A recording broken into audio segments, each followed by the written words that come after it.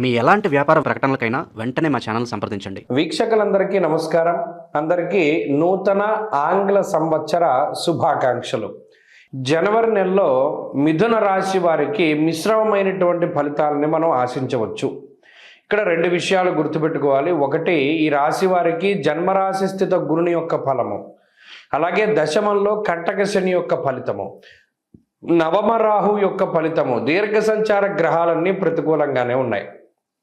అయితే పంచగ్రహ కూటమిలో భాగంగా గ్రహాలన్నీ అష్టమంలోకి వెళ్ళడం అనేటువంటిది ఒక ఇబ్బందికరమైన విషయం. ఇక్కడ ఈ అష్టమ స్థానంలో ఉండేటువంటి ఈ 5 గ్రహాల్లోనూ శుక్రుడు మినహాయించి మిగతా గ్రహాలన్నీ మరి ప్రతికూలమైన ఫలితాలనే ఇస్తాయి కదా. అష్టమ చంద్రుడు, అష్టమ రవి, అష్టమ కుజుడు. మరి ఆ రకంగా చూసుకున్నప్పుడు ఈ పంచగ్రహ కూటమి వల్ల కొంత ఎఫెక్ట్ అయ్యేటువంటి రాశి మిథున రాశి. కాబట్టి కొంచెం జాగ్రత్తగా వ్యవహరించాలి.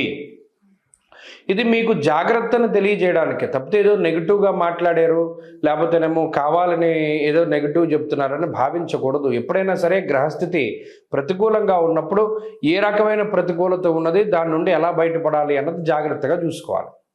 ఇప్పుడు ఏమవుతుంది, అష్టమంలోకి గ్రహాలు వెళుతున్నప్పుడు దుర్దోష శత్రు సంవాదో గమనం యథా అన్నది శాస్త్రం. స్థాన నాశం రుణచ్ఛేద అష్టమస్తే ధరాసుతే అన్నది శాస్త్రం.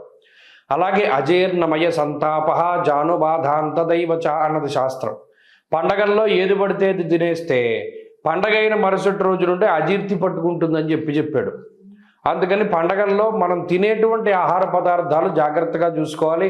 ప్రధానంగా మిథున రాశి వారు ఇక్కడ అజీర్తికి సంబంధించినటువంటి ఉదర సంబంధమైనటువంటి సమస్యలు ప్రధానంగా కనబడుతూ ఉన్నాయి. అలాగే ఈ రాశి వారులలో స్థానచలనం కలగడానికి అవకాశం ఉంటుంది. దేశాంతరవాసం, అటు నుండి ఇటు రావడం, ఇటు నుండి అటు వెళ్ళడం, ఏదైనా దేశాంతరవాసం కలగడానికి అవకాశం ఉంటుంది. అలాగే దుర్దోష శత్రు సంబాధ, అనవసరమైనటువంటి తగువులు అధికంగా ఉంటాయి. పండగల్లో వాటిల్లో వాళ్ళతో వీళ్ళతోనూ తగువులు పెట్టుకోకుండా సామరస్యమైనటువంటి ధోరణితోటి ఎక్కువగా తిని కడుపు పాడు చేసుకోకుండా కడుపును చూసుకుంటూ ఆరోగ్యాన్ని కాపాడుకుంటూ, అలాగే ఇందాక మనం చెప్పుకున్నాం అనవసరమైనటువంటి వ్యసనాల జోలికి వెళ్లకుండా, ఎందుకంటే జోదము, స్పెక్యులేషను, బెట్టింగు ఇటువంటి వాటిల్లో పెడితే రూపాయికి 10 రూపాయలు పోయేటువంటి రాశుల్లో ప్రథమంగా మిథున రాశి వారే ఉన్నారు. అది తెలిసి కూడా మీరు ఎందులోనైనా పెడితే మాత్రం అది మీ బాధ్యతే, స్వయంకృతాపరాధమే. కాబట్టి ఇక్కడ జాగ్రత్త వహించాలి. పండగల్లో చాలా జాగ్రత్తగా ఉండాలి. ప్రయాణాలు చేసేటప్పుడు చాలా జాగ్రత్తలు వహించాలి. స్పీడ్ పనికిరాదు, దుడుకు ప్రయాణాలు పనికిరావు. సొంతంగా మీకు మీరుగా డ్రైవ్ చేసుకుంటూ వెళ్ళడం కన్నా డ్రైవర్ని పెట్టుకుంటే చాలా మెరుగ్గా ఉంటుంది. కొంత తీవ్రత అనేటువంటిది తగ్గుతుంది. ఎందుకంటే ఇప్పుడు చూడండి, ఏదైనా పడవ నడిపేవాడే ప్రమాదకరంగా ఉంటే ఏమవుతుంది, మిగతా వాళ్ళ మీద కూడా ఆ ఎఫెక్ట్ పడిపోతుంది. అందుకని మీరు నడపకుండా మీరు పక్కన కూర్చుని ఇంకొకళ్ళు పెట్టుకుని ముందుకు వెళుతూ ఉండడం చెప్పదగినటువంటి సూచన. అలాగే ఉద్యోగ, వ్యాపార, వ్యవహార, వ్యవసాయాది పరిస్థితులన్నీ కూడా సాధారణంగానే ఉన్నాయి. రూపాయి ఇస్తే రూపాయి ఖర్చు అయిపోయేటువంటి పరిస్థితులే తప్పితే ఈ పంచగ్రహ కూటమిలో జనవరి నెలలో మిథున రాశి వారికి ప్రయోజనంగా ఉండేటువంటిది ఏమీ లేదు. ఏమైనా ఉంది అంటే వృధా ప్రయాణము, వృధా ప్రయాసలు ఎక్కువగా ఉంటాయి. కాబట్టి ఒట్టే మైండ్లో ఫిక్స్ అవ్వండి. కుటుంబ సభ్యులు ఆనందపడేటట్టు చేయండి. దీనివల్ల మీరు కష్టపడ్డా, శరీరం కష్టపడిపోయినా, ప్రయాణాలు చేయలేకపోయినా, ఏం చేసినా కుటుంబ సభ్యులు ఆనందంగా ఉంటే మనకి ఆనందంగా ఉంటుందని అనుకోండి. కాబట్టి ప్రధానంగా మిథున రాశి వారు ఈ పంచగ్రహ కూటమి నుండి బయటపడడానికి ఈ నెలంతా కూడా సుబ్రహ్మణ్యారాధనే చేయాలి.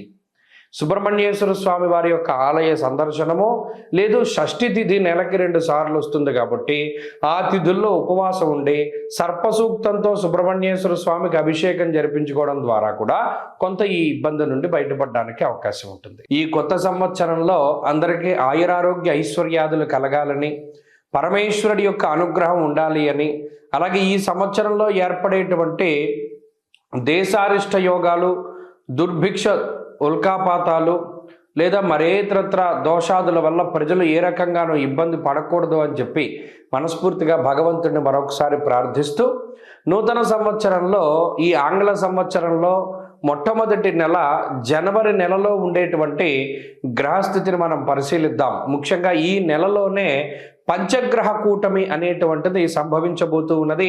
దానికి సంబంధించినటువంటి ప్రభావాలను సైతం మనం విశ్లేషణ చేసుకుందాం. దానికన్నా ముందు సంక్రాంతి ఎప్పుడు చేసుకోవాలి అనేటువంటి దాని మీద కొంతమందికి సందిగ్ధత ఉన్నది. నిజానికి భారత ప్రభుత్వ ఆమోదిత దృగ్గణిత పంచాంగ రీత్యా 15వ తారీఖు నాడు సంక్రమణ పుణ్యకాలము అనేటువంటిది అందరూ గుర్తుపెట్టుకోవాలి.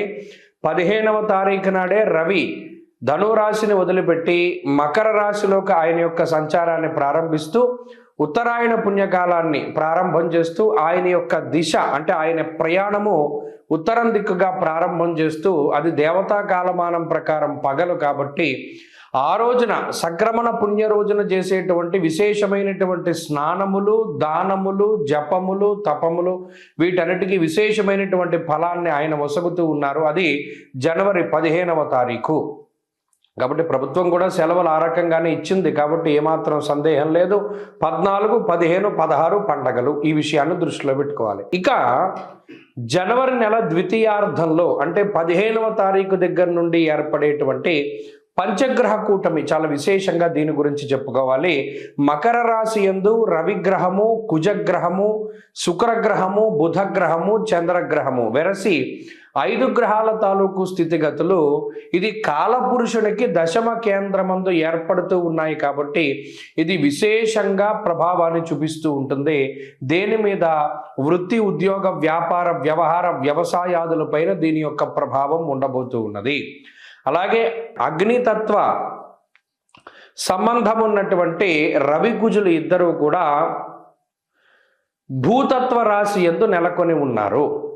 ఇక్కడ గమనించండి, ఇక్కడ మకరం భూతత్వ రాశి, ఆ రాశి యందు అగ్ని సంబంధమైన గ్రహాలు అంటే రవి కానీ కుజుడు కానీ ఉండడం వల్ల ఇది అకారణమైనటువంటి ఎండలను కూడా సూచిస్తుంది. ఈ విషయాన్ని కూడా దృష్టిలో పెట్టుకోవాలి. అలాగే రాజకీయపరమైనటువంటి విషయాలు కొంచెం ఆసక్తిని కలగజేస్తాయి. భూ సంబంధమైనటువంటి లావాదేవీలు అవి కూడా కొంత వెనకబడుతూ ఉండేటువంటి విషయాలను మనం దృష్టిలో పెట్టుకోవాలి. ఏదైనా ఉద్యోగాదుల మీద ప్రభావంగా ఈ విషయం ఈ రవికుజులు అలాగే బుధ, శుక్రులు, చంద్రులు కలిసి ఉన్నటువంటి స్థితి ప్రధానంగా అది ప్రభావాన్ని చూపెడుతూ ఉంటుంది. కాబట్టి ఈ కూటమి, పంచగ్రహ కూటమి 12 రాశుల పైన ఏ విధమైన ప్రభావాన్ని చూపెడుతుంది అనేటువంటిది మనం క్లుప్తంగా తెలుసుకునేటువంటి ప్రయత్నం చేద్దాం.